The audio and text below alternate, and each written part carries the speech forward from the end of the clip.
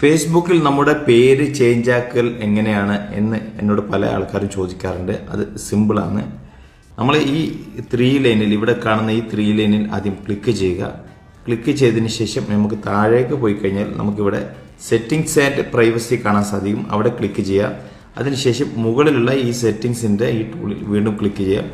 അവിടെ ക്ലിക്ക് ചെയ്തതിന് ശേഷം നമുക്ക് ഇങ്ങനെ ഒരു ഇന്റർഫേസ് വരും. നമ്മളിവിടെ ഈ ഒരു ഭാഗത്ത് അക്കൗണ്ട് സെന്ററിന്റെ താഴെയുള്ള ഈ ഭാഗത്ത് നമ്മൾ ക്ലിക്ക് ചെയ്യാം. ഇവിടെ ക്ലിക്ക് ചെയ്ത് കഴിഞ്ഞാൽ ഇങ്ങനെ ഒരു ഇന്റർഫേസ് വരും. അപ്പം നമുക്ക് ഈ ഫസ്റ്റ് മുകളിൽ തന്നെയുള്ള ഈ പ്രൊഫൈൽസ് എന്നുള്ള ഈ ഭാഗത്ത് വീണ്ടും ക്ലിക്ക് ചെയ്യാം.